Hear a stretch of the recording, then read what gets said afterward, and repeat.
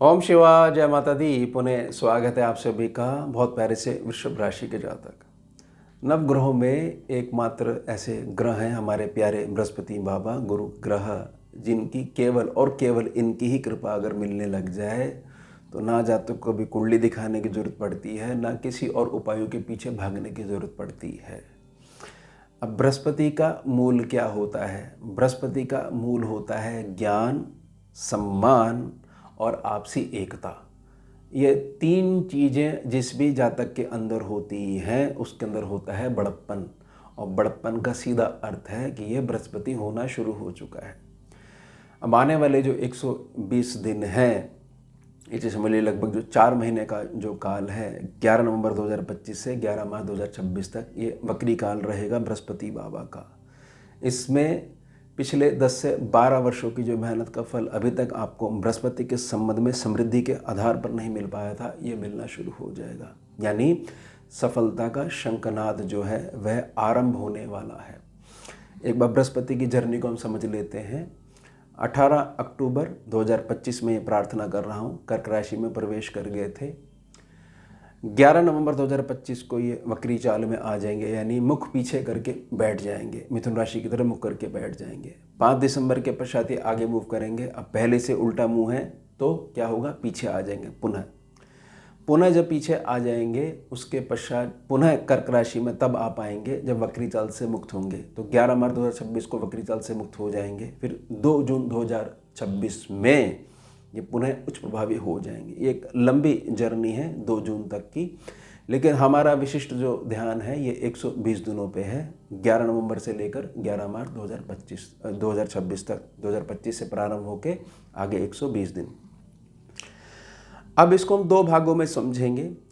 सबसे पहले बृहस्पति जो हैं इस समय जो कर्क राशि में बैठे हुए हैं उच्च प्रभावी हैं और 11 तारीख के पश्चात वक्री हो जाएंगे। अभी केतु की 12वीं दृष्टि जो है इनके ऊपर पड़ रही है।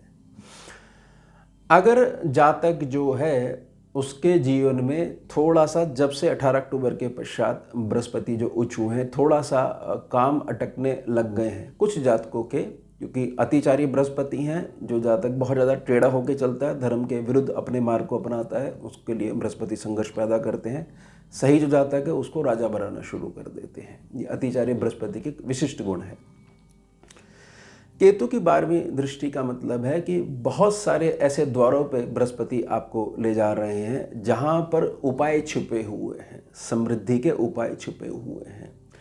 स्वयं से अगर आप जिद्दी स्वभाव अपना के बोल देते हो कि कुछ नहीं होना, जब समय बदलेगा अपने आप होने लग जाएगा, तो कुछ संघर्ष अभी आपको और देखना पड़ेगा। मन में तीव्र इच्छाएं आ रही हैं कि किसी न किसी मार्गदर्शक के बाद मार्गदर्शन जरूर लेना चाहिए, तो ये ठीक आपके साथ हो रहा है आजकल। अब यहाँ पर 6 क्षेत्रों की हम बात करेंगे। कुंडली में 12 क्षेत्र होते हैं। 6 क्षेत्रों पे हमारे को बहुत अच्छे से प्रोग्रेस देखने को मिलेगी, यानी आधी कुंडली जो है वो स्वतः ही ठीक होने लग जाएगी। सबसे पहले समझिए कि 11 नवंबर के पश्चात जो है, जो आपकी महीने में जो खर्चा चलने के लिए जो पैसा आता है, इसमें वृद्धि होने वाली है। और ना केवल इसमें वृद्धि होने वाली है, कुछ ना कुछ सेकंड इनकम का सोर्स भी आपके साथ जुड़ने वाला है। वह जो सेकंड इनकम का सोर्स है वह कोई नज़दीकी आपका जो मित्र है, संगति में कोई भाई बंधुत्व वाली भावना वाला कोई मित्र है कि वे परिवार के एक सदस्य की तरह ही आप उसको ट्रीट करते हो, इसकी मदद से, इसके सहयोग से कोई सेकंड इनकम का ऑप्शन भी आ सकता है। या समझ जाइएगा इस बात को कि समृद्धि बहुत तेजी से बढ़ने वाली है, तो उसमें मांगलिक कार्य जो हैं वह भी आप बृहस्पति के, अकेले बृहस्पति के दम पे इसको शामिल कर सकते हो। उसके पश्चात देखिए, जब तक भाग्य से ढंग से काम नहीं करता है तब तक जो है कुछ ना कुछ व्यक्ति का जो है संघर्ष लगा ही रहता है। तो यह जो समय रहेगा 11 नवंबर के पश्चात की जो अवधि रहेगी, उसमें यह चीज़ समझ लीजिए कि बहुत तेज़ी से भाग्य काम करेगा। अब भाग्य जब भी तेज़ी से काम करता है तो हमारा जो प्रारब्ध में छुपा हुआ पुण्य जो है, जो 9वें सेक्शन से बाहर निकल के आता है, वह अगर हमारे तक पहुंच जाता है तो संघर्ष के जैसा नहीं रहता। गर्मी तो बहुत है, लेकिन जो है हम जो है एयर कंडीशन वाले रूम में बैठे हुए हैं, क्योंकि जो है उतना पुण्य हमारा ही जो कमा हुआ है वो हम तक मिल पा रहा है, इसलिए संघर्ष जो है वो थोड़ा सा मीठा सा लगने लग जाता है। तो यह जो अवधि है यह भाग्य स्थान को बहुत अधिक पुष्ट करने वाली है। उसके साथ साथ सर्वलाभ सेक्शन, सर्वलाभ सेक्शन जहाँ पर मीन राशि है, जहाँ पर शनि बाबा बैठे हुए हैं, 28 नवंबर के पश्चात यह भी मार्गी हो जाएंगे। अब इस बात को बहुत ध्यान से समझिएगा कि शनि मार्गी होते ही जहाँ पर तीसरी दृष्टि डाल रहे हैं लग्न भाव पे यानी वृषभ राशि स्थान पे, ये स्थिरता वाला साइन है। स्थिरता के लोगों को यह बताता है कि ये देखिए एक मजबूत जो है दृढ़ संकल्प वाली जो है यह राशि है या ये लग्न है। तो शनि यहाँ पर बैठे हुए हैं। अब शनि और गुरु मिलकर केवल जातक को यही समझाने का प्रयास कर रहे हैं कि अकेले चलने लग जाओगे कि घर वाले जो हैं उनकी कोई बात जो है मुझे समझ में नहीं आती, मेरी कोई बात उन्हें समझ में नहीं आती, वे अपनी जगह खुश और मैं अपनी जगह खुश, ज़्यादा दुखी होने से कोई फायदा नहीं है। तो गुरु और शनि के सम्मिलित फलों में कुछ कमी आ सकती है आपके इज्जत के कारण कि ये मेरा परिवार है, मैं इन्हीं का जना हुआ हूँ, इसी कुल में आया हूँ और मेरे ही कर्मों की वजह से आया हूँ, कोई गलती नहीं हुई है सिस्टम में, तो सबसे पहले मेरा परिवार मेरे साथ होना चाहिए। तो शंखनाद में भी डबल शंखनाद वाली बात जो है वह आप खींच के ले जाओगे इस गोचर में। अगर अकेले चलने वाली चीज़ें हैं और मन से बहुत अधिक जो है भाव ऐसा रखते हो कि मैं और मेरा संसार और उस संसार में मैं ही मैं अकेला, तो फलों में कुछ कमी आ सकती है और ये बृहस्पति की मूल प्रकृति के पूर्णता विरुद्ध है। उसके पश्चात 5 दिसंबर के पश्चात जब ये कर्क राशि को छोड़ के मिथुन राशि स्थान में आ जाएंगे, तब यह भी अपनी वक्री दृष्टि से आपके लगन भाव को देखने लग जाएंगे, जहाँ पर शनि बाबा की मीन राशि में बैठे बैठे तीसरी दृष्टि पड़ रही है। तो यह चीज़ बड़े ध्यान से समझिएगा, बहुत बड़ा बदलाव आपकी पर्सनैलिटी में आना है और बहुत सारी चीज़ें आपके घर में, आपके घर वालों की निजी प्रकृति में आपके फेवर में चेंज होनी शुरू हो जाएगी। अब यहाँ से बैठे बैठे 3 क्षेत्र और सबसे पहले तो आपकी जो निजी प्रकृति है उसमें बड़ी मिठास रहनी शुरू हो जाएगी। मिठास क्यों रहनी शुरू हो जाएगी कि जो हमारा देनदारी वाला सेक्शन है ये धीरे धीरे नीचे बैठना शुरू हो जाएगा। हम बहुत अधिक पॉजिटिव फील करा करेंगे, बहुत अधिक आंतरिक प्रेरणा से प्रेरित होकर बहुत खुश प्रसन्न वाले चित्त में बड़ा आनंद से घूमा करेंगे।